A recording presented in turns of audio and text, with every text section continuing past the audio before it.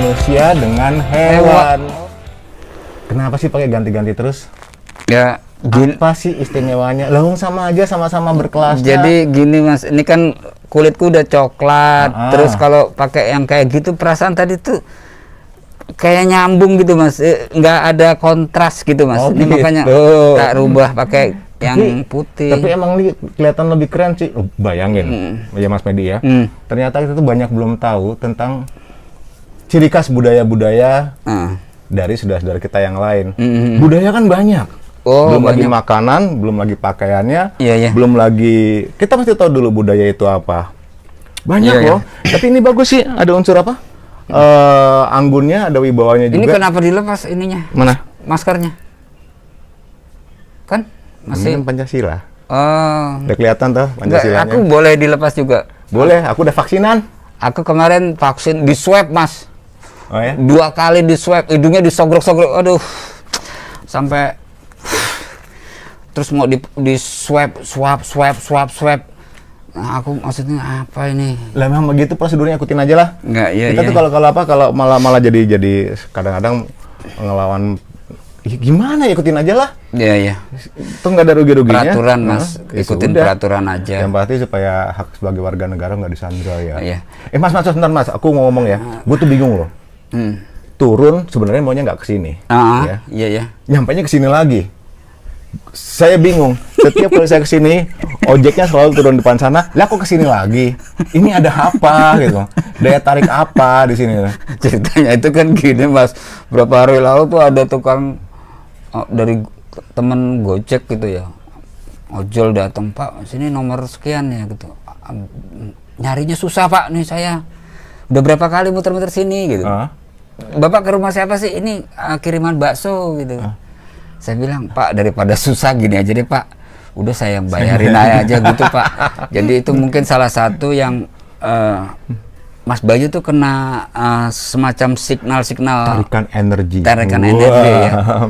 Ini jangan salah Mas, ini keramat loh Mas tempat ini. Oh, keramat ya, kami juga loh. Keramat apa keramas? Keramas Mas.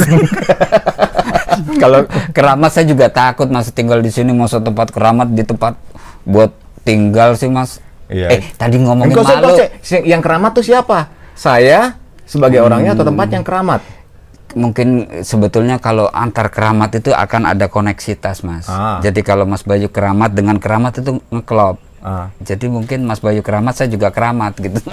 Kalau saya bukan sayanya Mas, tempatnya Mas. Tempatnya ya. Kalau baiklah, kita bicara yang lebih sakral keramat ya. Nanti Mas, jangan sekarang. Kalau sekarang saya takut Mas. Ini kan kemarin malam Jumat ya. Kalau bicara keramat malam Jumat aja Mas. Ya malam Jumat. Sekarang kita bicara yang nyenggol-nyenggol keramat. Tapi lebih keramat dari keramat. Apa Mas? Malu. Malu tuh sebenarnya keramat loh. Mas aku juga malu Mas, tadi aku ngomong kan gini, kopinya cuma separuh Mas. Takutnya Mas Bayu malah kok cuma ngasihnya separuh. Tapi udah tak klarifikasi ya, klarifikasi barat sisanya boleh dibungkus. Oke. Nanti tak masakin lagi dengan porsi yang lebih ideal lah, ya. Lebih mantap. Tak coba sambil ngerokok boleh ya? Ini juga gelasnya kecil Mas. Ini bukan berarti irit Mas. Ini tes. Jadi tes. Jadi berlakulah keadilan itu proporsional. Betul Mas ya. Sesuai dengan sila. Aku minum Mas. Duluan. Politik dan strateginya bagus. Nyolong start. Mas, aku mau nyampein ya, ada pesan dari Kayangan kemarin. Kemarin begini, pada saat saya ngebahas mengenai Pancasila, ada satu yang ketukar, Mas. Apa? Pancasila, satu ketuhanan yang Maha Esa. Jadi waktu itu Bung Karno bilang, first, believe in God. Second, saya bilang secondnya itu adalah nationality, ketukar. Kedua adalah kemanusiaan yang adil dan beradab. Human, jadi humanity. Tiga, persatuan Indonesia, barulah masuk nationality. Fourth, demokrasi, kerakyatan yang dipimpin oleh hikmat kebijaksanaan dalam permusyawaratan perwakilan. Fifth, social justice, keadilan sosial bagi seluruh rakyat Indonesia. Ngaco kali ya kita ngomongin Pancasila, kita nggak hafal Pancasila ya. Kadang-kadang saya suka ditanya, itu yang belibet-libet itu sila keempat Mas. Iya. Kata-katanya itu. Buat Mas Medi kan sila keempat, buat orang lain antara sila kedua dan kelima hampir kelibet karena sama-sama ada adil. Itu yang ini kalau diselentrehkan. Tapi yang sebenarnya saya agak terenyuh ya. Pada saat saya lihat di channel-channel yang lain, itu kok Pancasila mulai dibuat bercanda-bercandaan. Dia nggak tahu Pancasila itu apa sesungguhnya. Dia pikir hanya hafalan. Karena sampai di level atas pun, saya nggak yakin. Yang di level atas tuh memahami nggak filosofi sila by silanya. Kadang-kadang kan gini Mas, ya awalnya kalau kita dulu di sekolahan, kalau hari Senin upacara terus Pancasila. Buku saya tuh Mas, waktu SD, ada di belakangnya gambar Garuda Pancasila. Ya. Terus, ini nilainya kalau saya berketuhanan, persatuan Indonesia segala macam, wah ini luhur banget nih nilainya. Tapi pas ketemu dengan realitas kehidupan itu ada benturan Mas. Jadi ada benturannya begini, antara yang ditulis di situ kok beda. Tak jawab boleh nggak? Boleh. Okay. Gimana Mas? Karena sila 1 bunyinya adalah ketuhanan yang Maha Esa. Kita berbenturan dengan dogma-dogma, doktrin-doktrin yang kita bawa tentang agama. Jadi antara bertuhan dengan beragama itu berbeda. Bertuhan dan beragama itu beda jauh. Nah, yang kita lihat di KTP kita itu adanya agama. Ya. Agama. Sesungguhnya agama itu adalah tuntunan, tata cara. Iya. Pada saat masuk ke dunia politik ya, agama itu udah mulai jadi alat propaganda. Politik yang lebih besar lagi, agama sudah menjadi sarana perang loh. Ada istilah panglima Mas. Jadi kan dulu zaman Pak Karno panglima perangnya itu adalah pertempuran senjata misalnya. Terus Pak Harto itu panglima perangnya pembangunan Mas. Iya. Nah, sekarang ini panglima perangnya tapi agak mengacaukan agama Mas. Iya. Itu dipakai, saya nggak ngerti Mas, maksudnya gimana itu Mas? Ya, jadi saya terpaksa harus ungkap ya supaya jelas ya. Dari yang ahli-ahli bicara mengenai Pancasila ini, coba diskusi dengan saya pribadi, pertemukan saya cuma tanya, bagaimana Anda memisahkan antara domain ketuhanan dengan domain agama? Setelah itu, bagaimana memisahkan antara domain ketuhanan tadi ya, dengan ranah yang berbeda? Ya. Karena domain antara Pancasila terkait dengan sila 1-nya, kenapa tidak ada kata-kata beragama? Karena bukan itu yang dimaksud. Yang dimaksud di sini adalah bahwa kita tuh berbeda-beda, banyak hal, kita ini hetero ya, disatukan dengan sila itu, supaya tidak terjadi sengketa. Bangsa kita itu Mas sangat, ya ini istilahnya agak sedikit nyerempet, itu pluralisme yang bisa menerima Mas. Kenapa harus pasti bisa menerima? Itu zaman dulu ada Hindu, ada Buddha, terus Hindu Siwa, terus masuk lagi agama Islam juga, monggo masuk sini, yang penting rakyatnya itu mau menerima. Nah kan tinggal cara bagaimana para pelaku sejarah dulu itu bisa menjelaskan merangkul semuanya ya. Kayak ada wayang kulit, itu segala macam itu adalah cara untuk sosialisasinya. Bukan zaman penjajahan. Itu kita masih bicara di level agama loh. Itu loh Mas. Sila 1 kita bicara apa? Agama atau Tuhan? Tuhan. Ya sudah. Jadi pada saat masuk ke Indonesia tertulis agama padahal dari bahasa Sanskerta yang artinya tidak kacau. Nah sebetulnya untuk memetakan kekuatan politik. Jadi jumlah ini berapa, itu akhirnya untuk banyak-banyakan umat, banyak-banyakan kursi, banyak-banyakan pemilih. Jadi seolah-olah mereka punya hak untuk mengelola republik ini. Betul. Saya ingat yang gini Mas, ada kiai mesin pompa. Dulu tuh ceritanya gini Mas, kalau zaman dulu loh Mas, periode yang dulu saya udah merasakan. Jadi lobby politiknya, Pak di sini apa yang kurang? Ini airnya kurang, dikasih mesin pompa Mas. Akhirnya santrinya itu, ini cerita Mas, jangan dipinin. Kan sampai sekarang masih terjadi. Hanya beda-beda aja dikit. Saya jadi ketawa sendiri. Jadi tergantung kebutuhan itu dipenuhi. Nah, itu kalau saya bilang sih memang realitas Mas. Memang benar realitas. Dan itu kalau kita nggak ahli, nggak main di situ, namanya juga politik ya. adu strategi, adu taktik. Take Hanya and lupa. give, tap and give. Take and give katanya ya, kesepakatan di situ ya. Iya mas. Iya. Jadi kalau ada yang kekurangan ini, itulah deal-deal awal seperti itu. Nah, kalau nggak kepilih balik lagi tuh pompa.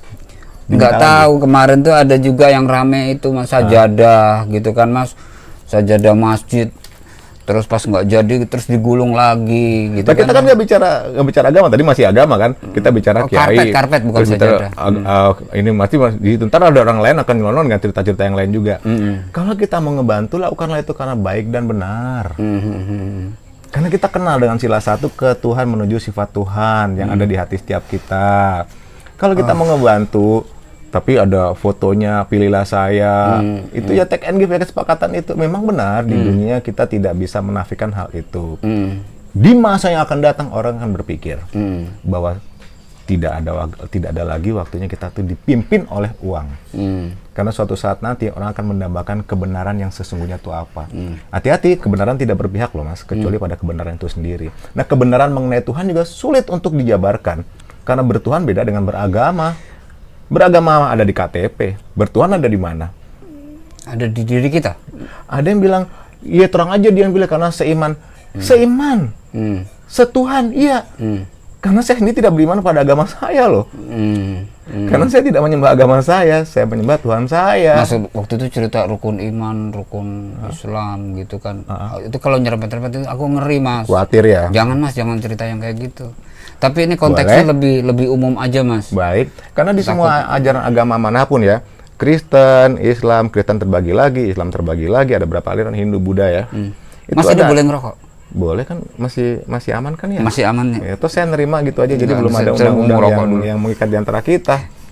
Ini sebagai spirit mas. Spirit ya. Nah, terus kita balik lagi ke yang tadi itu ya, pada sampai di mana sih gue ngomong jadi itu aku nanya masalah ini, kita larinya jangan ke arah yang agama, maksudnya bukan agama itu tertentu. Oke, agama tertentu. Tadi apa? Itu apa ya? Aduh, aku juga suka melakukan intervensi. Kalau ada satu hal kebaikan, lakukanlah itu karena baik dan benar, bukan karena untuk suatu posisi tertentu yang diharapkan. Ya. Kalau kita tahu sifat Tuhan itu ada di setiap kita, ya, maksudnya kita rela menggadaikan, tapi mungkin juga belum kenal Tuhan loh. Ini menarik sebetulnya mas, kajian banyak yang belum kenal Tuhan. Jadi yang tadi saya ceritain soal agama menjadi panglima itu real loh mas. Jadi ketika isu-isu agama, jadi orang akan terbakar emosionalnya ya, karena ketika itu yang dia punya. Itu. Jadi seiman, kalau saya jadi ingat sekarang, yang dimaksud seiman, seimanlah kepada Sang Maha Pencipta. Kalau memang ada pihak lain ya, saya buka rahasia ya, yang tidak bertuhan, yang tidak beragama, yang tidak berbudaya, itulah yang akan mengatur dunia nantinya. Kita sebut sebagai New World Order. Mereka membuat budaya sendiri melalui media-media, melalui film, melalui musik, macam-macam, melalui pakaian segala macam. Mereka menciptakan budaya. Tapi ada tapinya mas. Gimana? Yang luput. Iya. Di dalam semua agama, doktrin agama manapun, itu sebenarnya ada unsur malu yang dikedepankan. Nah, ya, ini mas. Itu bagian dari norma setiap kita. Iya, malu mas. Saya tuh kalau bicara malu, kan tadi udah bicara kopi. Malu itu kan sebetulnya apa betul kodrati mas? Maksudnya kita lahir mak ceprot gitu, dari ini kita sudah terkodrati punya rasa malu, atau berproses kita waktu masih kecil dipomong ibu, jangan begitu, malu loh, ini jangan begitu. Ini tergantung sosial masyarakatnya mas. Iya. Di Irian tahu mas, pakai koteka mas. Mas Bayu kalau mau pakai koteka sekarang malu tuh? Malu nggak? Malu. Tapi di Papua mas, saudara-saudara kita, mereka terbiasa dengan koteka, malah dilukis-lukis mas kotekanya, digambar-gambar gitu. Nggak, ini bicara malu ini kita di konteksnya gimana nih mas? Dari latar belakang budaya yang begitu banyak beragam, atau budaya malu dalam konteks Pancasila? Nah, budaya dulu itu apa loh? Sebelum jauh kita buka dulu apa yang disebut dengan budaya. Budaya itu budi dan daya mas, yang saya hasil tahu. budidaya manusia yang berpola di satu tempat ya, karena tiap tempat itu punya budaya beda-beda ya. Itu menjadi pola. berulang puluhan tahun. Jadi tuh yang membentuk ya pola-pola tadi. Contohnya kalau di Papua seperti tadi, contohnya kalau misalnya di Jawa begini, di Kalimantan begini, ada yang Kalimantan bagian. Saya seneng di Bali, Mas. Ah, kenapa tuh? Ini pakai kemban gini, Mas. Seru ya, kayak di Kayangan ya. Kayangan begitu. Cuman belum pernah ke Bali, Mas, saya. Nah, sayangnya pada saat zaman dulu kita tuh tidak melihat itu sebagai hal yang negatif. Syahwat pun tidak, karena kita menghargai. Orang di kampung-kampung ada pancuran, Mas. Iya. Nah, definisi malu kan jadi luas, Mas Medi. Antara rasa malu dan tindakan yang melampaui batas rasa malu itu udah beda lagi. Itu. Contoh saya pemalu. Katanya saya pemalu. Apakah saya bisa jadi orang yang tidak bertindak memalukan? Belum tentu, walaupun saya dasarnya adalah pemalu. Itu bagian dari seolah-olah sifat karakter. Malu-maluin kali. Nantinya bisa begitu kalau nggak ada filternya gitu. Nah, balik lagi ke kondisi saat ini. Yang saya maksud adalah pada saat mengenali makna dan memahami sila satu ke Tuhan, maka itulah yang membedakan antara manusia dengan hewan. Hewan kan nggak pakai pakaian. Pada saat kita nonton film segala macam, nonton musik dari sana ya, kita tuh disuguhin tiba-tiba pakaiannya makin mini-mini. Sudah mengarah-arah ke arah hewani, ke binatangan. Binatangan, iya. Belum lagi diantaranya kalau hewan kan adu kekuasaan, adu wilayah. Mereka ya peace di wilayah masing-masing, ini wilayah gua gitu ya. Itu kita juga kecenderungannya seperti itu, melebar-lebarkan kekuasaan. Jadi sebenarnya ya cerminan kita tuh nggak beda dengan hewan. Kita tinggal milih mau jadi orang atau jadi manusia, itu bahasa saya loh, Mas. Terkait dengan hewan tadi? Oke, saya bilang tadi ya. Mau jadi orang apa mau jadi manusia? Nah, kan ada hewan di situ juga. Apa maksudnya? Orang adalah individu yang mengenal dan mengikuti sifat hewan. Itu orang. Individu yang mengikuti sifat hewan. Orang itu. Orang. Contohnya monyet, makan sini, penuhin sebelah lagi. Pegang kaki, pegang tangan, masih itu juga. Serakah, contoh. Banyak lah, ya. Insting juga seperti itu, naluri seperti itu. Katanya kalau kodrat wanita itu diantaranya ya mengandung, melahirkan, menyusui. Lah mesti cek dulu, binatang begitu juga nggak? Iya. Nah, itu yang membedakan antara manusia, ada cara ngurusnya seperti apa. Kita tidak hidup berdasarkan naluri aja, karena kita juga diberikan unsur logika. Mas, film-film porno itu ya binatang. Saya sih ngeliatnya seperti itu ya, dan jadi budaya di sana. Dan mereka nanti akan bingung sendiri. Pada saat manusia hanya sebatas itu untuk pelampiasan nafsunya dia, dengan atas nama cinta katanya ya, mereka akan bingung. Mau coba apa lagi? Sampai akhirnya ujung-ujungnya benar-benar perilakunya seperti hewan. Dan itu jadi industri, Mas, sekarang, Mas. Wow, industri $1 billion di sana. Dan itu akan ditularkan ke sini. Kita masih punya Pancasila. Yang masih bisa membentengi. Seperti itu. Kita punya adat-adat norma yang dipayungi Pancasila nih. Kadang kalau mau masuk budaya asing tuh, oh ini sesuai nggak dengan Pancasila. Itu kalau kita berdialektika dengan situasi kondisi itu, Mas. Iya. Jadi kadang filter yang diberikan oleh pihak pemerintah ya, itu kadang-kadang bisa ditembus loh, Mas. Tinggal kita memfilter diri kita sendiri. Tapi aku belum buka yang kedua loh. Nah, yang kedua manusia. Manusia adalah individu yang mengenal sifat Tuhan dan mengikuti.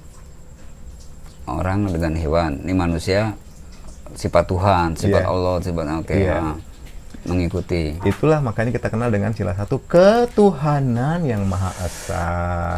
Seperti itu. Aku yang kemarin tak omongin dan kita sama-sama, semua itu mungkin beda agama, tapi kita sama-sama satu tujuan, ke Tuhan. Ya, Mas. Mau bahasa yang paling parah nggak dari saya? Maha Esa. Agak sedikit sensi, tapi ini membuka wawasan ya. Tuhan apapun namanya, ada yang bilang Allah, yang Widi, yang Widiwasa, atau Yahweh, terus Yehova dan lain-lain ya. Apakah Sang Maha Pencipta menurunkan agama atau menurunkan firman-Nya? Nah, aku bingung, ya, Mas. agama berasal dari bahasa Sanskerta yang berarti tidak kacau. Bukankah kalau kita lihat saat ini Taurat, Zabur, Injil, Quran itu bersumber dari Sang Maha Pencipta juga? Iya. Nah, kalau di Islam dikenal dengan din, bukan agama loh, din. Jadi itu adalah jalan kebenaran yang menyelamatkan kita di kehidupan ini, berisi dengan tata cara. Din itu yang ini, Bang. Iya. Garis bawahi. Iya, seperti itu. Saya bukan promosi mengenai satu agama apapun ya. Kembalilah pada Alkitab masing-masing. Kenapa? Karena saya memahami bahwa Gusti Allah, Sang Maha Pencipta, menurunkan firman-Nya. Maka kembalilah pada Alkitab masing-masing, ya. Karena Sang Maha Pencipta menurunkan sifat utamanya, yaitu kasih sayang. Nah, kalau kita memegang teguh sifat kasih sayang itu, silakan dicek semua agama. Bukankah semua bersumber dari kasih sayang itu sendiri, berbicara bahasa kasih. Kalau dipahami di situ, maka tidak akan terjadi kekacauan. Kalau kita mundur zaman dulu, perang salib, itu sebenarnya perluasan wilayah atau karena agama? Isunya kan agama, Mas. Nah, akhirnya ternyata setelah tahu nggak begitu. Bukan begitu. Perang dunia 1, perang dunia 2. Iya. Terus nanti for the next-nya ada Armageddon, dibilang mengenai agama. Ingat, yang tidak beragama, yang tidak bertuhan, yang tidak berbudaya, itulah yang bakal ambil peran penting. Iya. Ya, kita balik ke sila 1 karena yang tadi ya. Sebenarnya tata cara yang ada di dalam setiap Alkitab itu adalah bagaimana memanusiakan manusia, menghargai orang lain. Fitrah kita sebagai manusia. Iya. Lalu kita akan kenal kita memahami. Kita akan kenal dengan yang kedua, keadilan sosial. Keadilan sosial ya. Lu jangan salah, Mas. Salah, Mas. Kemanusiaan yang adil dan beradab. Kita harus respect pada orang lain. Contohnya gini, Mas Medi pernah minta nggak dilahirkan sama Sang Maha Pencipta untuk punya rupa seperti ini? Bro, nggak pernah, Mas. Yang orang kedua, Indonesia juga, coba aku jadi orang Amerika juga nggak permintaan. Mas Medi pernah nggak minta dilahirkan dari silsilah turunan seperti ini? Nggak pernah, Mas. Warna kulit seperti ini?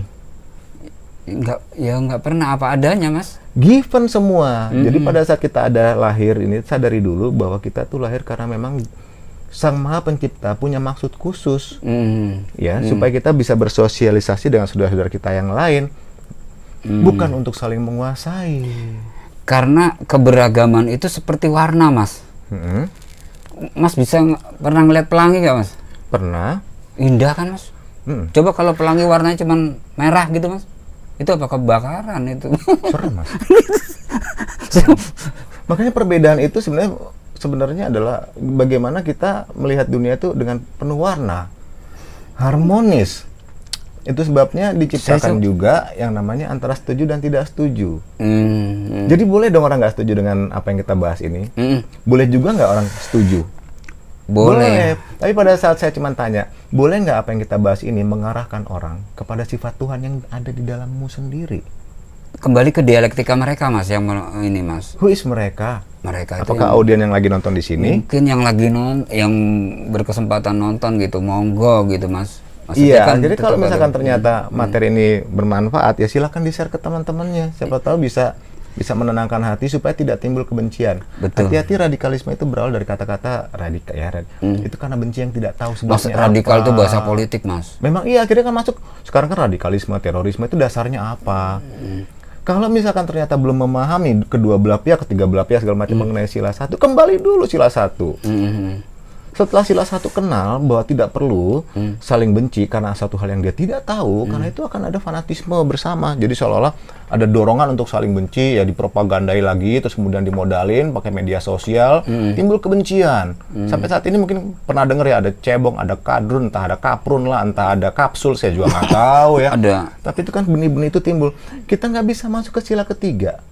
Lo gimana bilang persatuan Indonesia kalau lo saling benci? Gak bisa. Gak bisa lo gotong-gotong Pancasila kalau lo sendiri memecah sebangsa lo sendiri, saudara-saudara sendiri. Kan saudara Mas Medi juga bisa jadi di pihak sana. Apa harus benci? Itu bahkan ada satu keluarga yang istrinya ke sana, suaminya ke sana.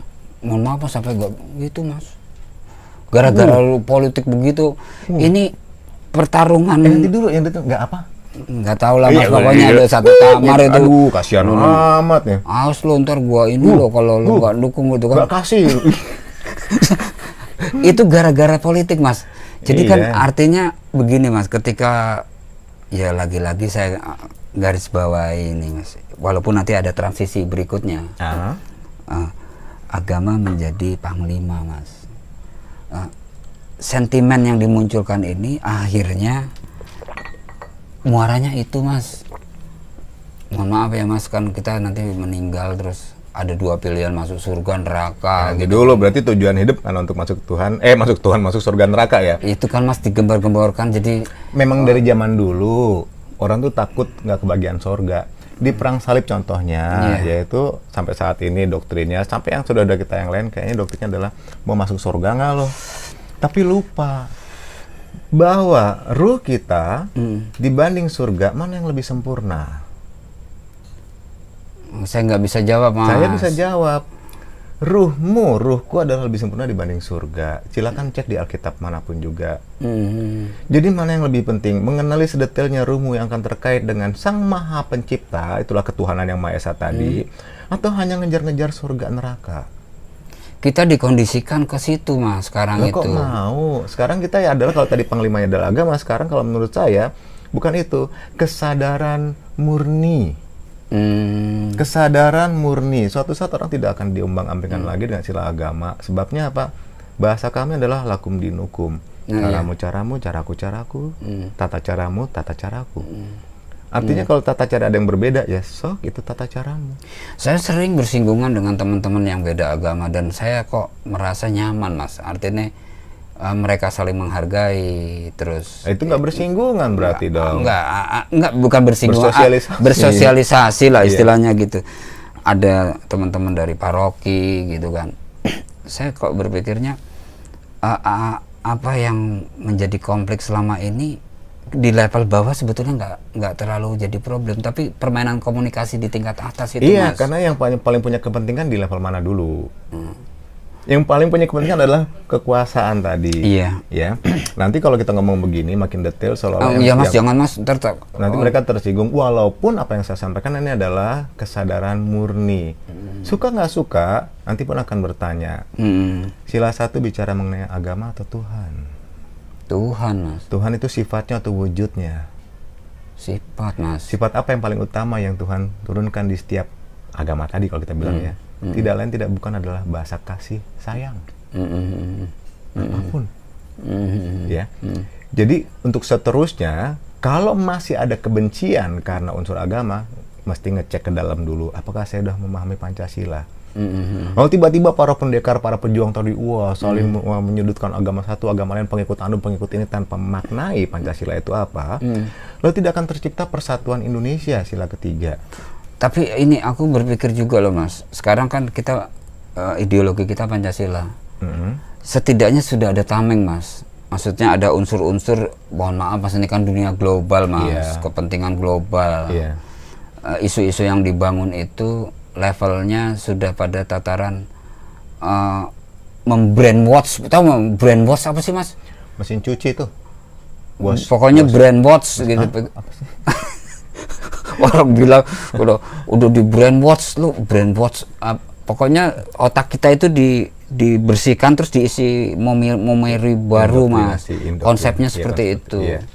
Dan saya melihat ini memang sudah berlangsung lama, Mas. Maksudnya mengklarifikasi ini tentang pikiran yang sudah dialihkan itu ke arah Pancasila itu bagaimana ya, Mas? Memang benar ada kekuatan besar di luaran sana ya. Yang satu yang memang mencari. Banyak loh di negara-negara lain juga yang rakyatnya itu tumbuh kegelisahan mengapa seolah-olah jiwa mereka tuh kosong ya. Udah melakukan aktivitas ini, aktivitas ini. Mereka nggak sadar bahwa apa yang mereka lakukan itu tidak bedanya dengan apa yang binatang lakukan. Seolah-olah pagi kerja, pulang melakukan kegiatan aktivitas bersama keluarga sebentar, kemudian besok pagi kerja lagi. Terus begitu. Dan tidak lain di kepala mereka adalah untuk memenuhi kebutuhan. Ya, setelah kebutuhan selesai keinginan. Jadi begitu terus sampai akhirnya coba buka 24 protokol Zionis. Nomor 1 adalah membuat orang lupa terhadap tujuan penciptaannya. Iya, sekarang udah mulai lupa, Mas. Kita lebih ingat lagi kemarin kita ngomongin Google kan, Mas. Atau apa? Tanya Google. Loh, ini Google. Kalau sebatas informasi tanya Google boleh. Ya, di dalamnya juga kita tanya YouTube boleh. Sebenarnya yang memfilter adalah kita sendiri. Mana yang kita butuhkan, kalau enggak otak kita nggak mungkin cukup menampung karena kita bukan Google. Ada problemnya gini, Mas. Kita kan masyarakat kita nih, kalau dalam tataran orang-orang luar itu negara berkembang, terus mulai lagi naik, nanti mungkin negara yang tinggal landas, apalah istilahnya gitu. Artinya ketika bicara seperti itu, kesadaran kritis masyarakat kita juga rendah, Mas. Gampang diprovokasi, Mas. Ya, Mas Medi sendiri mudah diprovokasi nggak? Kadang-kadang, Mas. Berarti Mas Medi kan adalah contoh dari... Kadang-kadang, Mas. Tapi ya sejak sering Mas Bayu main ke sini ya, kadang-kadang saya suka mikir, oh iya, Mas Bayu ngomongnya begini gitu. Karena Itu salah Mas. satu yang bahan bakar untuk provokasi kalian nggak bukan adalah uang. Uang. Iya. Uang itu dilarikan ke YouTube, Mas. Macem-macem lah, kita nggak Itu bisa... tulisannya gede, Mas, di YouTube. Wah, provokatif, Mas. Jadi orang mau ngeklik gitu. Aku baru kemarin, Mas, meriset satu tayangan YouTube. Ternyata ini kompilasi dari banyak cerita, dipotong-potong gitu, Mas. Iya. Nah, narasinya itu membangkitkan emosi kita. Oh, benci dengan si A, benci dengan B. Iya. Ini film dari tahun kapan kok digabung-gabungkan gini? Ini yang kerja tuh bagaimana ya, Mas? Memang kan karena uang. Sampai mereka lupa. Mereka merasa senang ditonton orang banyak, subscribernya banyak, ya, viewernya banyak. Gak apa-apa, sah-sah aja karena itu tujuan mereka. Hanya sekedar mengingatkan. Sila 1 bunyinya apa? Ketuhanan yang Karena itu pun sekaligus tujuan kehidupan ke Tuhan.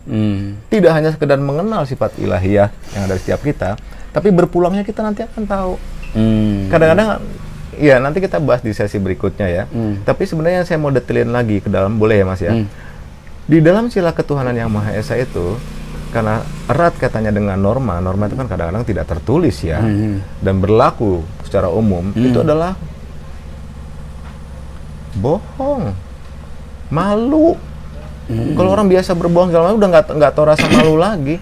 Itu yang akhirnya membuat dia dalam posisi sama dengan hewan. Apapun yang dilakukan karena dia punya tujuan untuk penguasaan segala macam, ya strateginya bisa aja melalui kegiatan berbohong yang disepakati bersama. Malu itu kadang digarisbawahi lagi, ada sambungannya gitu, Mas. Apa tuh? Jadi cerita gini kan, saya lagi nongkrong sama Matt, lo mau jadi ini enggak orang politik? Saya diem, Mas, saya diem aja. Pas dia ngomong, tapi syaratnya ada, Matt. Apaan? Lo mesti munafik gitu kan? Memang iya. Nah, munafik. Nah, dengan malu itu gimana, Mas? Mas tadi ada suara basu jadi itu kiriman Google juga ya. Mas, ini ya yang saya bilang kemarin naturalisme kehidupan, Mas. Ini ekonomi bergerak karena ada suara itu ekonomi bergerak. Iya juga senang tuh. Itu, Mas. Apalagi kalau udah jembatan udah mulai ada pasar kaget tuh, itu senang tuh. Berarti ekonomi bergerak ya. Realitas. Balik lagi ke yang tadi. Balik Iya. lagi ke yang tadi mengenai rasa malu tadi. Makanya pas dibilang lo mesti munafik gitu. Sampai sekarang kok saya merasakan, Mas. Itu masih menjadi satu. Mas Medi lagi menunjuk bahwa pemain politik itu masuk golongan orang munafik. Enggak, saya enggak tapi saya kan lagi ini nyari salahnya supaya Mas Medi ditangkap. Enggak, kadang kan ini obrolan, Mas. Saya lagi nyari salahnya Mas Medi, siapa tuh kepleset terus tangkap. Banyak loh yang mood ya. Iya, tapi kan nggak berusaha nyari benar, nggak nyari pembelajaran yang bagus. Ini kan ceritanya soal obrolan di situ. Nah, namanya rakyat itu ngobrolnya tuh sak jeplake, Mas. Artinya bisa dikonotasikan positif negatif itu tergantung dari orang yang melihat. Tidak semua, Mas. Iya. Tidak semua orang partai politik itu juga dalam tanda kutip berpikir seperti itu. Tapi nah, iya coba kan? bawakan ke saya salah satu tokoh politik, sebutin 1 atau 2 yang berketuhanan yang Maha Esa. Kasih saya contoh. Aku tuh kalau udah ngomongin soal tokoh ngeri, Mas. Nanti kan penilaiannya kan dikira ini itu tokoh itu gerombolannya banyak nanti kan. Iya betul, kita nggak boleh sebut nama ya. Karena parameternya sebenarnya di situ. Ya. Yang namanya data kan bisa diolah. Hanya kita sebenarnya berasa nih, oh orang ini kok sepertinya terpaksa harus bersikap munafik, Mas, karena lingkungan meminta seperti itu. Apa yang dia bilang A belum tentu A kenyataannya, karena ada bahasa politik yang berbeda, komunikasi politik yang berbeda. Baiklah, kita ambil ke core-nya dulu mengenai budaya malu. Malu itu iya. Kembalilah ke Alkitab masing-masing, pelajari apa itu budaya malu. Malu itu apa sih? Sementara dari psikologi itu bilang kalau malu itu jadi kita ada suatu hal yang salah, kita berusaha nutupin. Tapi kita tahu kalau kita salah, karena kita melanggar suatu norma, norma-norma yang tidak tertulis. Contohnya, saya sekarang nggak sengaja ngambil pulpen, ya. Kalau kita bergaul kadang-kadang kan curahan rek, kita juga pelakunya gitu ya. Malu nggak kalau tiba-tiba kita melakukan satu hal yang salah? Nah itu dulu untuk pengenalan ke rasa malu di setiap kita itu, kita harus jujur. Nah disitulah sama dengan kesadaran murni. Sulit Mas kalau bicara jujur di era kapitalis kayak begini. Artinya ya kadang-kadang ya ada situasi di mana kita mungkin ya orang kalau gue jujur begini, kalau nilai-nilai itu ketika kita misalnya bicara apa adanya malah nanti jadi masalah Mas. Iya kan yang paling mahal kan saat ini, dulu sih paling mahal ya, karena kan background saya pelatih Mas ya. Yang paling mahal itu adalah kejujuran dan komitmen. Satu, komitmen bukan janji, itu berbeda. Kejujuran berarti di dalamnya ada kebenaran. Iya. Walaupun dalam tatanan nilai akan tersingkir Mas. Oh. Ngerti nggak Mas? Maksudnya? Itu kan bisa diolah Mas. Oh, ini ada, mohon maaf di satu instansi pemerintah dianya jujur. Wah, singkir Mas. Gitu. Jadi bener ya. Kalau dulu nyari kejujuran dan komitmen itu berat sekali, sekarang nyari kejujuran dan orang berkomitmen itu untuk dibuang. Ya, karena ganggu. Iya, jadi aneh kan ya. Pergeserannya luar biasa ya. Tata nilai yang sudah berlangsung selama ini kan artinya untuk pada posisi-posisi tertentu itu kita harus dipaksa tidak jujur Mas. Dipaksa tidak jujur ya, oke. Sebentar lagi karena 2024. Sistem, kita sendiri mungkin pengennya jujur Mas, tapi dipaksa harus tidak lingkungan jujur. Tadi kan, ya oke. Ya salahnya kenapa mau masuk ke situ terus? Kecuali kalau mau memperbaiki dari dalam. Kecuali kalau mau memperbaiki dari dalam. Tapi ibaratnya kita nyapulah dengan sapu yang bersih. Iya. Ya kita dulu harus bersih, harus mau mengakui kesalahan kita. Nah itu baru tuh keren. Kayak di Jepang kalau mereka salah ada tindakan harakiri atau turun ya kalau mereka buat kesalahan, itu berarti gentle. Bukan berarti pada saat salah mereka ciptakan hukum-hukum untuk pembenaran. Oh, kalau di maksain diri. Oh, aku pernah ketemu sama temen di Korea tuh ngomong, kenapa sih tuh presidennya lompat dari bukit Mas? Lompat tuh presiden tuh karena malu Mas, baru disangkakan korupsi tapi belum masuk ke hukum loh Mas. Loh memang kalau koruptor kalau udah ketangkep baru dibilang koruptor. Iya. Nah selama masih belum itu ya masih dada-dada karena dia akan punya tim untuk berjuang sampai lepas dari jerat hukum seperti itu. Lah kok nyolongan kok begitu ya? Enggak, ini kan belum proses hukum dia Mas. Pikir kalau di Indonesia ini ya berarti lebih nggak bernorma dibanding di Korea tadi dong. Mereka tahu kok bahwa mereka buat salah mereka seperti itu, baru diduga seperti itu. Tapi di sini pada saat berbuat salah mereka ciptakan tim iya. untuk membela dia supaya lepas dari jeratan hukum. Lalu malunya di mana? Bermain kata-kata. Bermain kata-kata dan itulah yang dinamakan ya hidup hanya tahu benar salah, kalah menang. Kasihan itu kan binatang, cuma taunya benar salah, kalah menang. Iya dipanggil KPK dada-dada. Ini kadang banyak teman-teman yang berpikirnya lurus, ini kok malah dada-dada gitu Mas. Baiklah, tapi saya pernah dipanggil KPK Mas. Kah? Dalam rangka apa? Ini saya udah dredeg Mas. Ternyata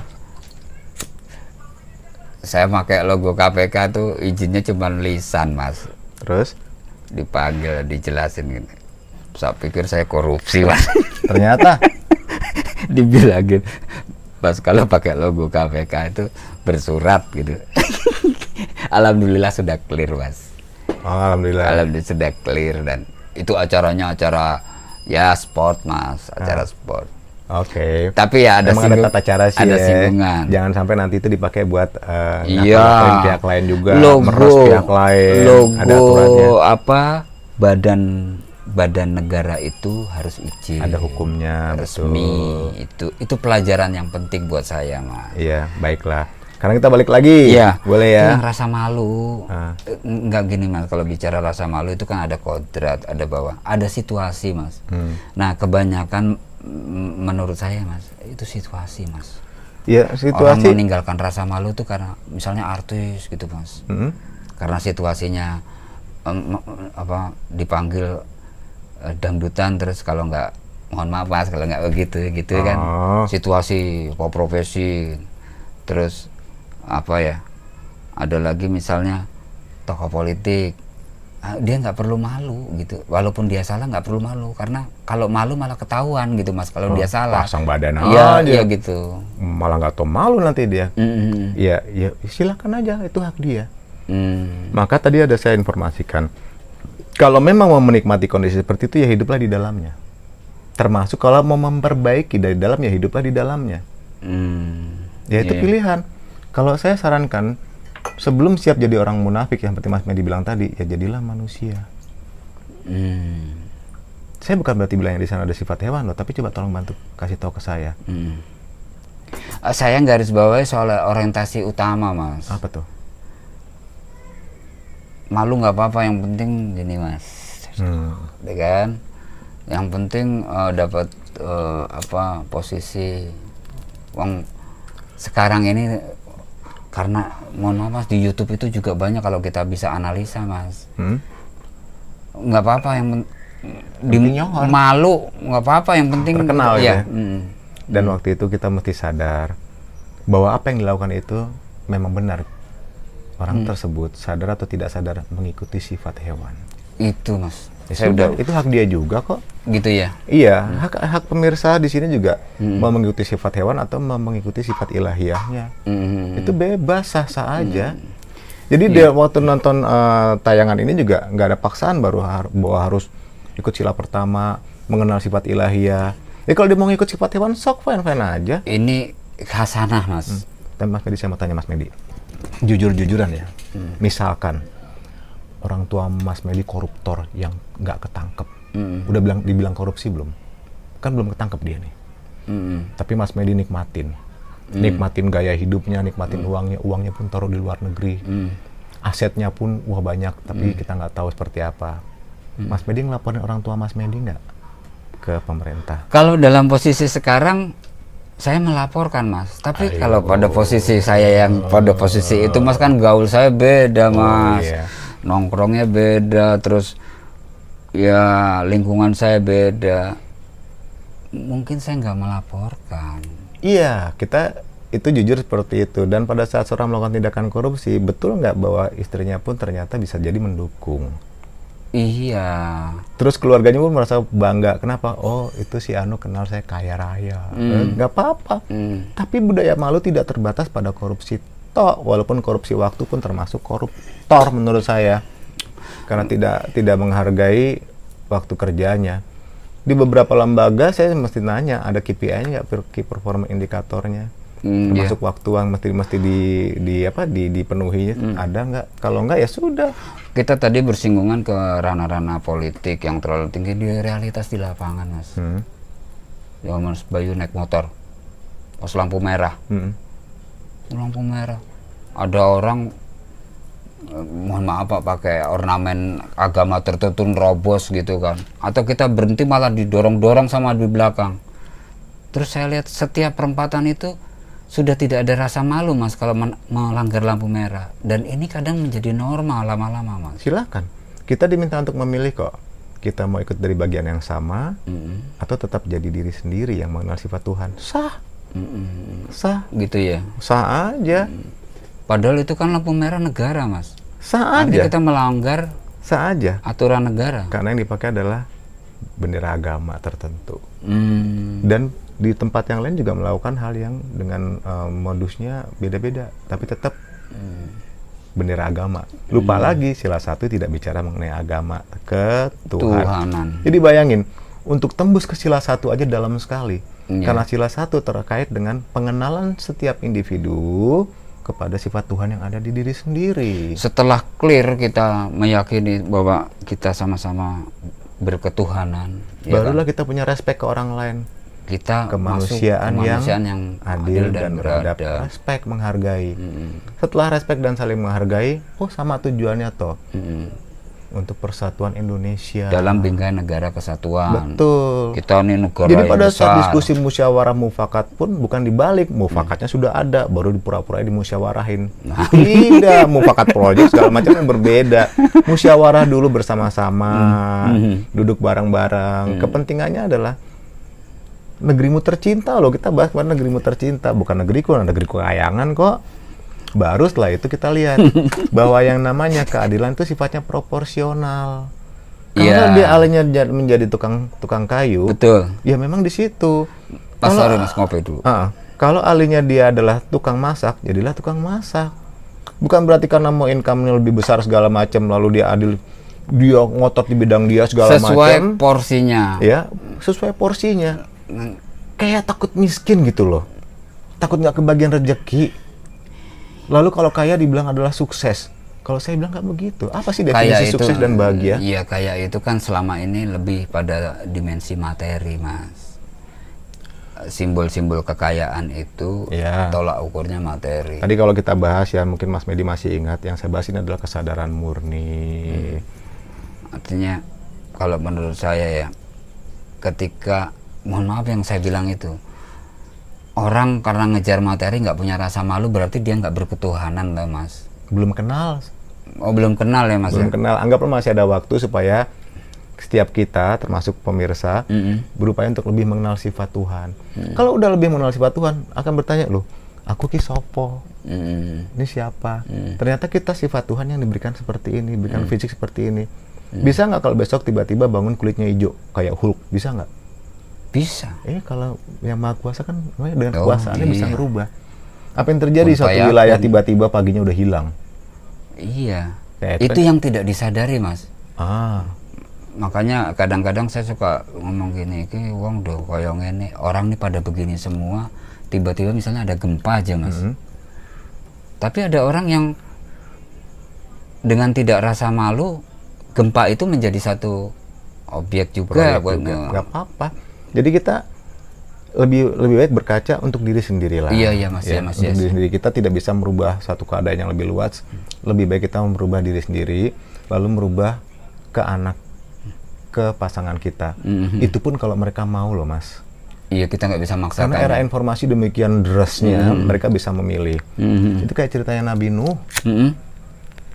Iya, putranya sama istrinya kan gak ada di kapal, sok silahkan. Kita buka Alkitab masing-masing, banyak pembelajaran di situ. Iya. Saya sekedar ngingetin, kali lupa ya, di dalam Alkitab itu ada sejarah. Ada hukum juga, ada aturan kehidupan ada di situ. Gambaran masa depan seperti apa? Ada. Dan yang menariknya itu adalah bahasa siloka, bahasa perlambang. Kita mendalami ayat-ayat itu yang ya saya kalau bicara itu masuk, mungkin kalau masuk teras itu belum masuk teras, Mas, masih di pagernya, Mas. Cuman kan saya bisa melihat gini, menjelentrehkan atau membuka satu hal yang sifatnya sakral itu perspektifnya masing-masing dengan sesuai kepentingan masing-masing, Mas. Iya. Itu. Kadang ya mohon maaf ada yang bilang gini. Mohon maaf ya, Mas ya. Menjual ayat-ayat gitu kan, Mas. Mohon maaf ini kan. Dan saya suka mikir gitu. Emangnya nggak boleh jual ayat? Iya kan. Atau memelencengkan ayat-ayat untuk kepentingan tertentu. Emangnya nggak boleh? Ya kalau Mas. Kalau dia dapat keuntungan di situ, kalau dia menikmati di situ, biarin aja. Gitu ya? Karena itu kan jalan yang dia tempuh. Tapi kalau ada pengikutnya banyak seperti itu, ya biarin aja. Artinya kita kembali ke diri sendiri. Saya ingetin lagi kesadaran murni. Betul nggak seperti itu adalah yang diarahkan oleh Tuhan masing-masing? Masa ada Tuhan lain selain Tuhan? Sampai berupaya ngumpul-ngumpulin massa. Masa ada nabi setelah nabi ini? Itu saya agak mumet, Mas, kalau mikirin yang kayak gitu-gitu, Mas. Jadi kadang-kadang saya pikir, ini pikiran saya gini aja, Mas. Ini semua peristiwa yang ada nih, semua ini mengajak saya berdialektika untuk ketuhanan yang Maha Esa. Itu aja, betul, Mas. Ya. Oh, ini ada yang gak jujur, ini ada yang jujur, ini ada yang jahat, ini yang ini. Sebanyak tadi kita bicara adalah mengapa pentingnya sila satu. Ya. Terus pertanyaan saya, di mana sila satu itu diterapkan kalau udah kenal ya? Kalau belum sinau dulu ya.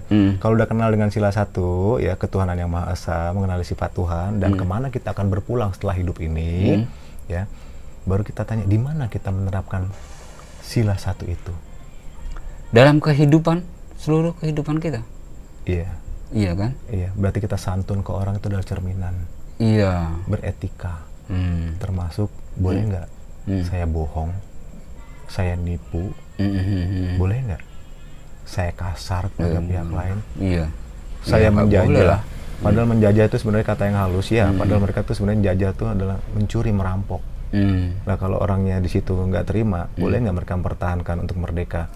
Lalu mereka meninggal, itulah pahlawan. Di negara sana mah untuk negara ini mereka bilang pahlawan.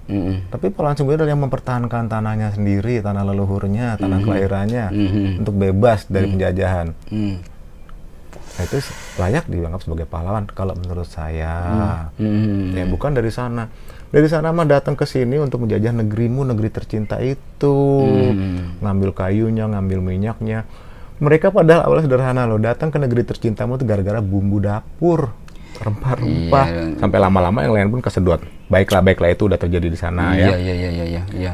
Jadi di mana penerapan sila 1? Dimanapun. Bahkan dalam kehidupan terkecil kita ya Mas ya, di rumah. Iya. Awalnya di rumah Mas. Betul. Jadi di rumah. Lebih baik memperbaiki yang di rumah dulu. Jadi pada saat tontonan ini ditonton orang banyak juga terjadi itu. Aku nyureng gini mikir loh Mas. Gak apa-apa. Nyureng gini nih. Dibanding nggak mikir, tapi Mas mikir tuh melalui ini atau melalui ini? Aku masih pada tataran ini Mas. Sebetulnya harusnya ini Mas. Iya. Makanya nyureng Mas. Jadi di ornamen boleh. muka ini. Boleh. Maka berpikirlah suatu saat tapi ngeling coba insya Allah ngeling ke sini. Ya, karena melihat beda dengan menyaksikan. Melihat itu dengan panca indera. Kalau menyaksikan dari hati. Baik. Terus kapan kita Mas, Boeing atau apa ini? Ini saya nggak tahu Mas. Kalau malam begini nih, ini penerbangan terakhir Mas. Bohong. Besok ada lagi. Nggak ada lagi ini. Tapi udah lewat ya. Memang jalurnya ini agak ini Mas. Aku ngeri-ngeri sedap di sini Mas. Nggak apa-apa, asal nggak nyusruk. Iya, takutnya pilotnya itu nanti ngantuk kurang atau ngopi. Gimana? Iya, kurang ngopi. Makanya aku sering ngomong ke bandara itu, tolong ya kalau udah mendekati sini udah siapin navigasinya betul-betul diluruskan. Disiapin kopinya. Iya, karena sudah mau mendarat Mas. Ini penerbangan terakhir ya, pendaratan terakhir. Besok ada lagi tapi kan? Ada Mas. Berarti nggak terakhir. Oh, maksudnya malam ini. Malam ini. Iya. Baik, balik lagi. Siap. Kapan kita menerapkan sila 1? Kalau udah kenal, kalau belum tetap belajar lagi. Kapan loh sekarang waktunya? Waktu nggak ada orang nih, kita kekepin tuh duit. Waktu kita nggak ada orang nih, kita melakukan tindakan yang salah. Nggak ada yang lihat, dosa nggak berjendol katanya. Tapi dia lupa, pada saat udah berkenal dengan sifat ilahiyah, sesungguhnya Sang Maha Kuasa itu Maha tahu, Maha melihat juga. Kenapa? Iya. Karena dia melihat melalui mata, telinga, mendengar juga, berbicara pun melalui tubuh ini juga. Dalam ya, buka kembali ayat-ayatnya, selami setiap ayat dari setiap Alkitab, nanti akan ketemu maknanya apa. Jadi yang bertindak itu sifat apa? Sifat ilahiyah atau sifat hewani? Kalau kita berpihak pada sifat hewani, nggak ada yang lain, nggak apa-apa lah. Ya udah, jadilah bagian dari mereka, tapi bertopeng manusia. Karena setan itu selalu menggoda Mas. Setan itu kan adalah bagian dari kita juga, sifat kita juga. Hidup bersama darah kita. Baik. Siapa yang menerapkan sila 1? Setiap individu. Oh, saya nggak tinggal di tempatmu. Berarti saya nggak harus bersila 1, karena saya ada di negara lain. Manusia. Manusia bukan orang. Yang menerapkan sila diri kita sendiri. Diri yang mana? Ya, gimana ya? Ini pertanyaannya agak gampang tapi susah. Iya. Gimana? Yang menerapkan sila 1 adalah setiap individu yang benar-benar sudah mengenal sifat ilahiyah. Kalau nggak kenal itu, maka dia bertindak berdasarkan egonya sendiri, ambisinya sendiri, nafsunya sendiri. Mengenal sifat ilahiyah itu kan berat Mas. Iya, nanti di sesi lain kita bahas lah. Tugasku dari kalian cuma suruh bahas ini doang yang masih di permukaan. 270 aja rumit ya. Sebetulnya non sewu Mas nih kan 280 atau 270 juta sih penduduk kita tuh. Artinya kalau pada tataran mengenal sifat ilahiyah itu persentasenya juga, mohon maaf Mas ya lagi-lagi masalah basicnya materi itu. Jadi ini pertanyaan ya. Boleh nggak sebagai pertanyaan terakhir? Gimana? Oke. Mengenal sifat ilahiyah gitu ya. Ya. Pemirsa perhatikan apa yang saya sampaikan ya. Oh iya. Termasuk Mas Medi juga. Iya. Sekarang lihat tubuh saya baik-baik. Nanti akan berlaku yang namanya deletion. Deletion. Dihapus. Deletion ya. Oke, tolong sekarang hapus semua aksesoris saya. Bajunya nggak kelihatan, topinya gitu. Seru ya. Bugil. Seru ya. Terus? Udah, masih biasa. Sekarang hapus semua rambut saya. Ini, ya itu semua, juga. Ya udah itu nggak usah disebutin, udah paham lah kita Mas. Kayak apa bentuk saya? Tuyul. Tuyul ya. Enggak tuyul tua Mas. Tuyul tua ya. Nyusunya bingung kan itu. Nyusunya bingung ya. Udah. Yang ketiga mulai serem boleh. Tolong dilihat kulit saya. Kulit ya. Biar kelihatannya apa? Termasuk bulu-bulunya nih. Makanya kelihatan apa? Otot ya, kelihatan ya. Karena kulit nggak ada, jadi daging masih kelihatan itu. Ya. Oke. Pada saat di sini juga di delete itu juga berarti daging sekarang di delete. Ototnya nih lain loh.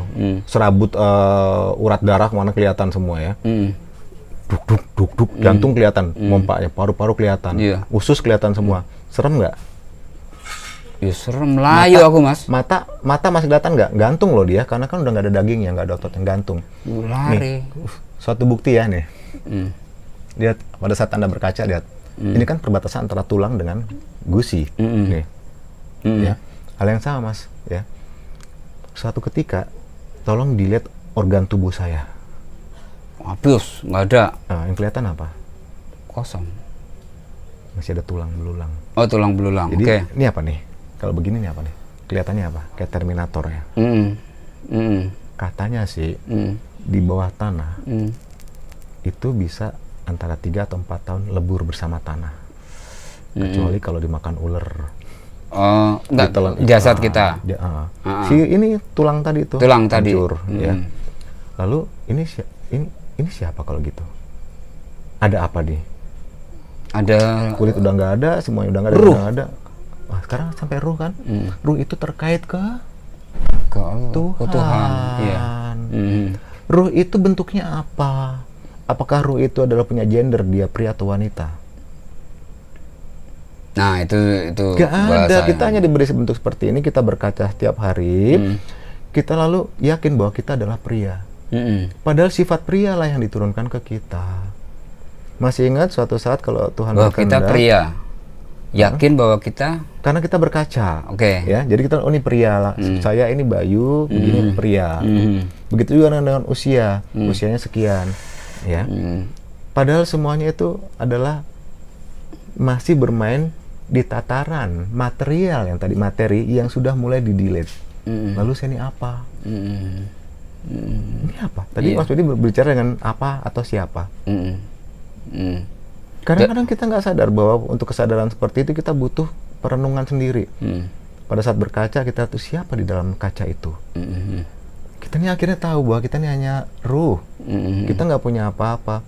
Nafas berikutnya pun punya Tuhan. Iya. Jadi ya itu yang kembali ke dunia itu materi, terus ini label Mas. Ini Bayu, Medi gitu kan. Label kalau di dalam dikasih label, di dalam label dunia nama. Psikologi kita akan kenal dengan yang namanya identitas dan personalitas. Iya. Identitas kita ada di KTP. Nah, kita terbentuk tuh. Dan itu sebetulnya ada lagi yang kita sebut dengan jiwa. Jiwa. Tadi kita udah bicara mengenai ruh, sudah, ini jasad, raga. Sekarang kita bilang jiwa. Dari jasad ada ruh, terus jiwa. Jiwa itu pada saat kita mempelajari sesuatu, kita melihat melalui panca indera, mendengar melalui panca indera, semua kita terbentuklah pola tindakan. Kita tadi bilang budaya, ya, ikut semua seperti itu di suatu wilayah tertentu. Jadi seolah-olah kita jiwa kita seperti itu. Jadi ada 3 pihak. Kalau jiwanya itu tidak tenang, tidak tentram, ya, itu dia akan mengalami, kita bilang tuh labil. Sebabnya apa? Si jiwa ini yang perlu konsumsi. Konsumsinya apa sih jiwa? Informasi. Mengenai apa? Mengenai ketuhanan tadi. Dan yang itulah yang sedang terjadi di dunia barat sana atau di dunia timur yang lebih modern. Mereka mencari sebenarnya Tuhan tuh apa. Itu dari dulu Mas, itu kan ada filosof-filosof yang kelas atas tuh, dari zaman Zeus, zaman Yunani kuno itu. Mereka mempertanyakan keberadaan Tuhan. Terus dengan teori-teorinya. Sampai matahari Mas dibilang Tuhan, ada patung dibilang Tuhan. Kan dalam prosesnya begitu, proses pencarian. Ya. Tapi sampai sekarang masih ada yang begitu nggak Mas? Banyak versinya, volumenya beda.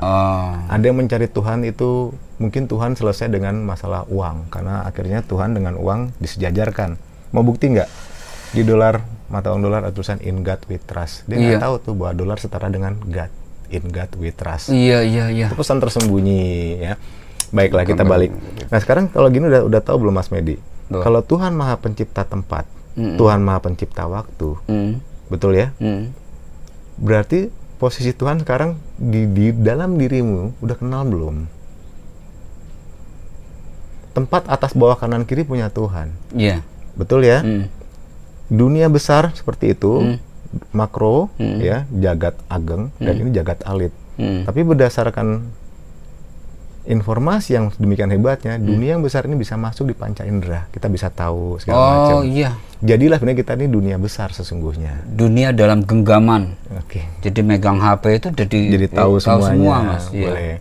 Nah, pada saat itu boleh ditanya, ya, sifat ilahiyah itu ada di mana? Di luar sana atau di dalam atau ada di mana-mana? Ada di diri kita, Mas. Yang lebih utama kita kenali dulu. Jadi mengenali diri kita dulu. Mengenali diri sendiri dulu, ya. Nah, di situ saya sering ngaca Mas, tapi kok belum kenal Mas. Sering ngaca. Nggak apa-apa, masih banyak yang seperti itu. Karena buat gender tertentu pada saat dia berkaca dia akan menemukan kelemahannya dia. Lalu berusaha nutupin. Contohnya, kerutku udah ada di sini, kerutku bertambah ya, atau fleknya begini. Fine.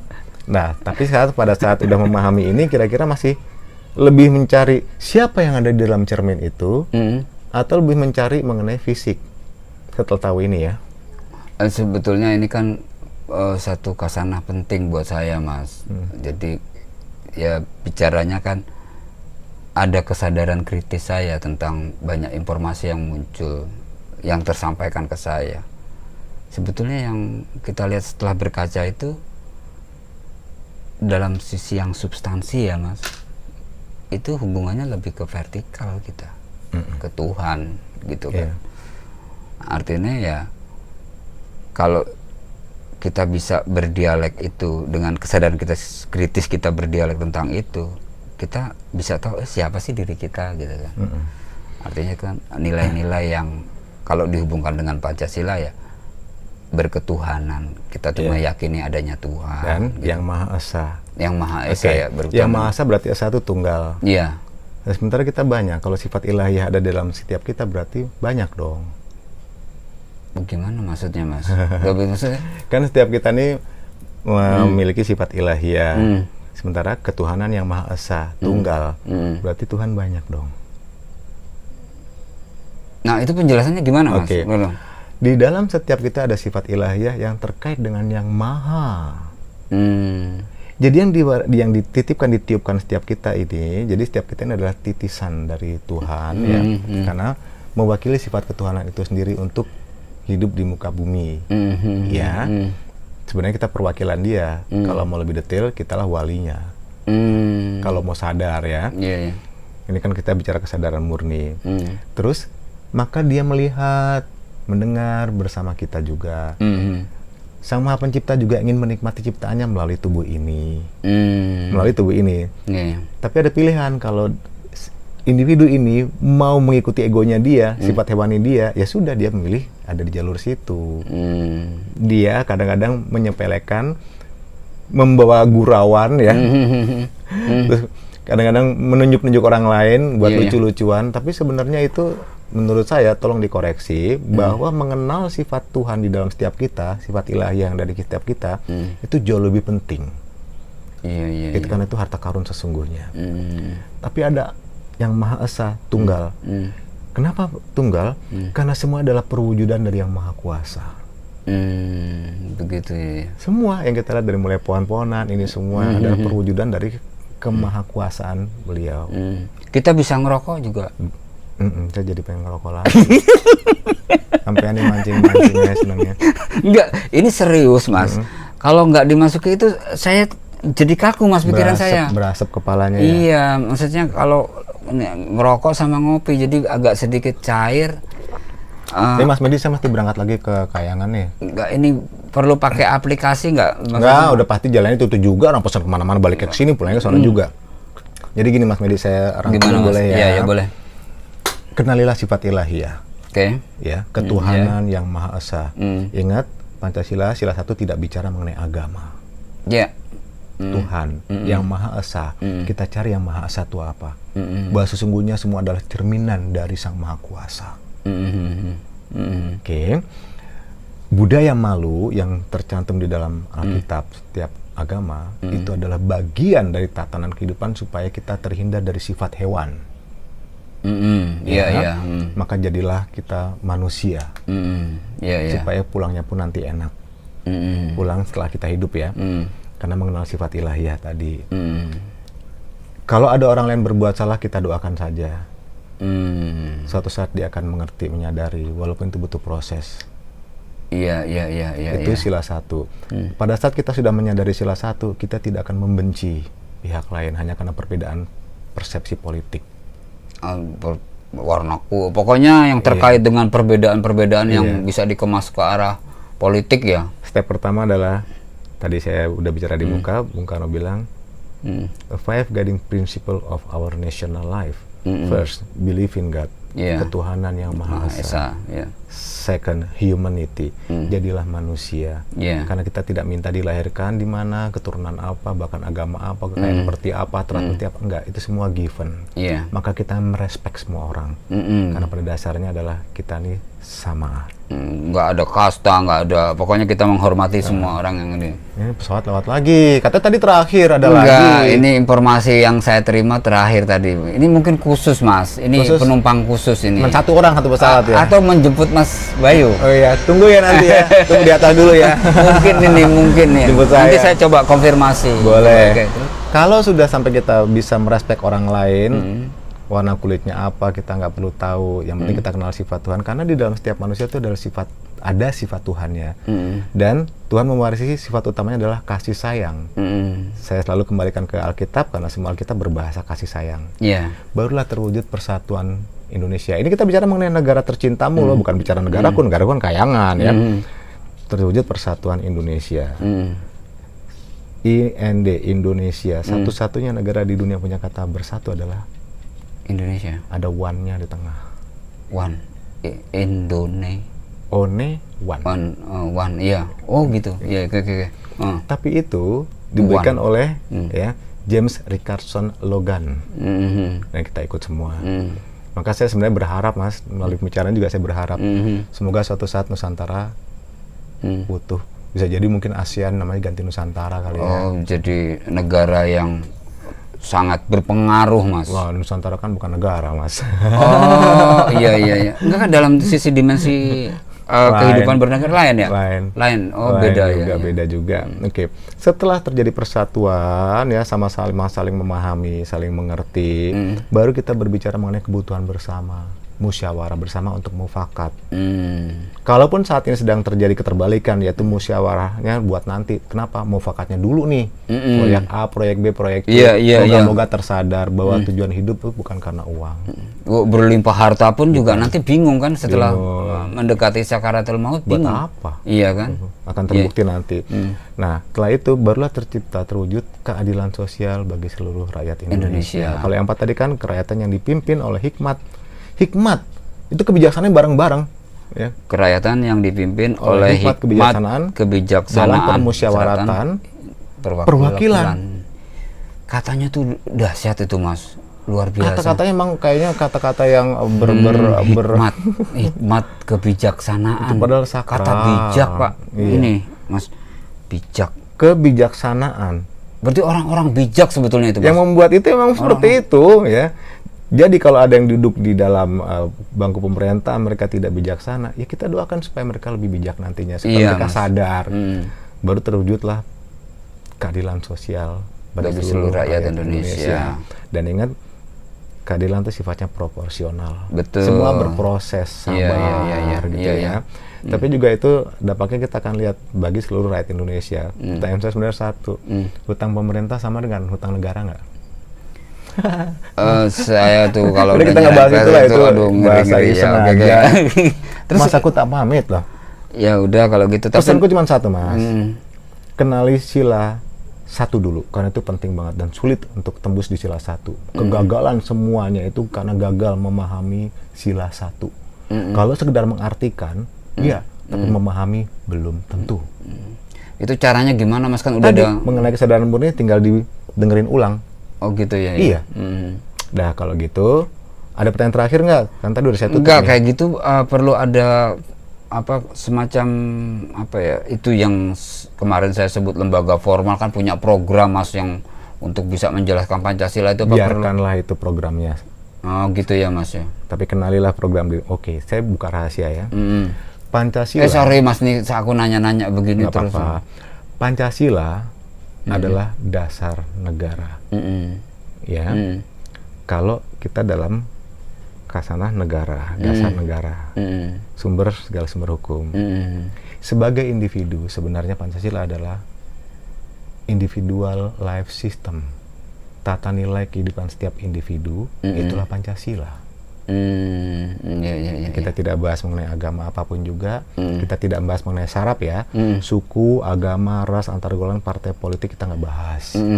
Kembalilah ke sila 1, pahami sila 1, maka dijamin hidup semua rakyat akan sejahtera. Ingat loh, sejahtera beda dengan kemakmuran. Iya. Tak pamit sih. Iya Mas. Jadi kalau nanti pemirsa ada yang mau komen, boleh ya? Boleh Mas. Tapi kalau mohon maaf Mas ya, kalau tadi obrolanku mungkin nyerempet gitu loh Mas. Takutnya nanti dikira apa, tapi memang aku punya keterbatasan Mas untuk bisa menganalisa yang terlalu dalam-dalam kayak gini. Iya, kalau teman-teman merasa ini bermanfaat, silakan like, Oke, iya. subscribe ya, di share ya. Yes, terus bunyiin loncengnya, suatu saat kami diskusi lagi supaya dapat informasi. Boleh ya. Seperti itu ya rekan-rekan ya. Aku tak pamit sih kalau ini terlalu besar di sini ya, nggak apa-apa ya. Yang penting isinya ya. Oke. Tak pamit sih karena aku udah ditunggu. Siap Mas untuk perjalanan berikutnya. Iya. Makasih untuk kopinya ya. Oke. Salam gini Kang. Bye.